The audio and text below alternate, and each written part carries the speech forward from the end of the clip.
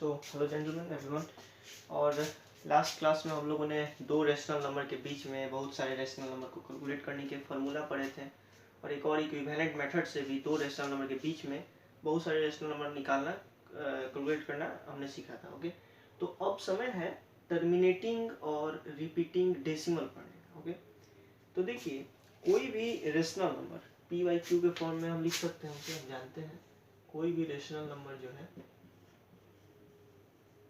उसे हम p by Q के फॉर्म में लिखते हैं। ओके, लेकिन इसी p बाई क्यू के फॉर्म को जब हम q से p को डिवाइड करेंगे तो हम डेसिमल में बदल सकते हैं। ठीक है, तो याद रहे कोई भी रेशनल नंबर, ओके, इसके लिए यहाँ एक फिगर है, ध्यान से देखिए। तो कोई भी rational number p by Q के फॉर्म में है, तो जब उसे हम डेसिमल में कन्वर्ट करते हैं, ठीक है, तो there are two cases possible, दो केस पॉसिबल है। पहला तो ये कि डेसिमल में बदलने से जो आपका जो नंबर आएगा डेसिमल एक्सप्रेशन में वो टर्मिनेट कर जाएगा। ओके, और दूसरा है रिपीट करेगा। ओके, टर्मिनल का नाम तो आप सुने होंगे। ठीक है, तो टर्मिनल का मतलब होता है एक ऐसा, जैसे आपने सुना होगा मुंबई में छत्रपति शिवाजी टर्मिनल। तो टर्मिनल का मतलब होता है एक ऐसा स्टेशन जहाँ से ट्रेन आगे नहीं जाती है। ठीक है, तो टर्मिनल का मतलब होता है समथिंग विच एंड्स, जो कि खत्म हो जाता है, उसी को टर्मिनल बोलते हैं। ओके, तो जैसे यहाँ देख रहे हैं आप, एक ट्रैक है जो कि यहाँ आके टर्मिनेट कर रहा है। Okay, so this is what we call terminal. Okay, so now तो किसी भी रेशनल नंबर को जो पी बाई क्यू के फॉर्म में होता है, जब उसे हम डेसिमल में चेंज करते हैं, ओके, सो दो चीज हो सकते हैं। जब उसका डेसिमल लिखेंगे तो हो सकता है कि उसका डेसिमल एक्सप्रेशन टर्मिनेट कर जाए, मतलब कहीं ना कहीं जाके रुक जाए। ओके, और दूसरा ये भी हो सकता है केस कि हम जब उसको उस पी बाई क्यू के फॉर्म के रेशनल नंबर को जब डेसिमल में बदलें, then it will repeat itself. Okay, ये हो सकता है रिपीट करें, जैसे यहाँ देखते ध्यान से 1/2, ये एक रेशनल नंबर है p बाई क्यू के फॉर्म में। ओके, बट जब हम इसे चेंज करेंगे डेसिमल में तो देखिए तो 2 1 0 0 1 पॉइंट 0 0, सो ये क्या हो गया 0.5। ओके, तो दिख रहा है 5 के बाद कुछ नहीं है। ओके, तो इसका मतलब ये टर्मिनेट कर गया। ठीक है, तो इस प्रकार के डेसिमल को बोलेंगे terminating decimal, terminating decimal. Okay, एक और दूसरा एग्जांपल लेते हैं। जैसे आप ले लिए 1/3। ओके, सो 1/3 को चलिए अब बदलते हैं हम डेसिमल में। ये तो रेशनल है p बाई क्यू के फॉर्म में, लेकिन जब डेसिमल में बदलते हैं तो देखते हैं क्या होता है। 0.1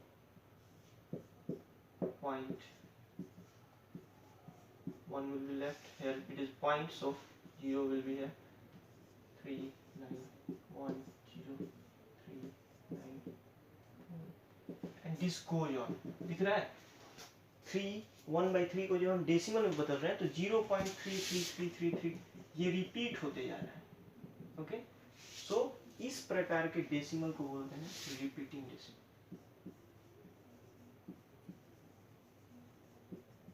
रिपीटिंग डेसिमल।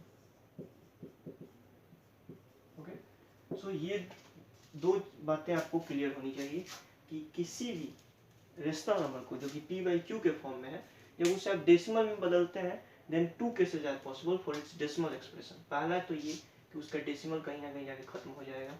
ओके, और दूसरा तो ये कि वो रिपीट करते रहेगा। ओके, सो रेशनल नंबर को डेसिमल एक्सप्रेशन में दो तरह से बांट सकते हैं, एक टर्मिनेटिंग डेसिमल और दूसरा repeating decimal. Okay, repeating decimal को नॉन टर्मिनेटिंग कभी बोलते हैं, क्योंकि ये टर्मिनेट ही नहीं करता, ये रिपीट करता है, कहीं खत्म नहीं होता। ओके, सो ये बात आपको याद रखनी चाहिए। ओके, सो अब क्वेश्चन एराइज होता है कि p बाई क्यू के फॉर्म को रेशनल नंबर को हम लोग कैसे बदलेंगे रिपीट ये आपको डेसिमल में। तो सिंपल, डिवाइड करके। ओके, कोई भी नंबर उसे डिवाइड करेंगे आप। Okay, so that will be converted into decimal expression. Okay, so that's all. अब क्वेश्चन एराइज होता है कि कब हम समझेंगे कि कौन सा रेशनल नंबर जो p बाई क्यू के फॉर्म में है उसे हम डेसिमल में बदलेंगे तो वो टर्मिनेट करेगा या रिपीट करेगा। Okay, so that will be discussed in the next class. Okay, so ये सब आप लोग कर लीजिए, ओके। और कुछ और क्वेश्चंस आप लोगों को दिए जाएंगे and that will be based on this. जैसे आपसे पूछा जाएगा कि चेक कीजिए कि 22/7 जो पाई का वैल्यू हम लोग लेते हैं, मान लेते हैं 22/7, वो रिपीटिंग है या टर्मिनेटिंग है, क्या है, ठीक है। ये ऐसे क्वेश्चंस आपसे पूछे जाएंगे और उन क्वेश्चंस को आप सॉल्व कीजिएगा, ओके। सो उन क्वेश्चंस को सॉल्व करने के लिए आपको सिंपल उससे डिवाइड करना होगा, ओके। सो जैसे अगर पूछ रहा है कि 22/7 चेक कीजिए कि वो टर्मिनेटिंग है रिपीटिंग है, तो आपको कुछ नहीं 22 को 7 से डिवाइड कर देना है, ओके। 1.01730 और ये आपको ऐसे सॉल्व करते रहना है, ओके। सो इस प्रकार आप इसे सॉल्व करेंगे। इसके लिए एक फॉर्मूला भी है कि डायरेक्टली आप बता देंगे कि एक p/q में दिया हुआ रेशनल नंबर टर्मिनेट करेगा या रिपीट करेगा, लेकिन वो नेक्स्ट क्लास में हम पढ़ेंगे, ओके। So thank you.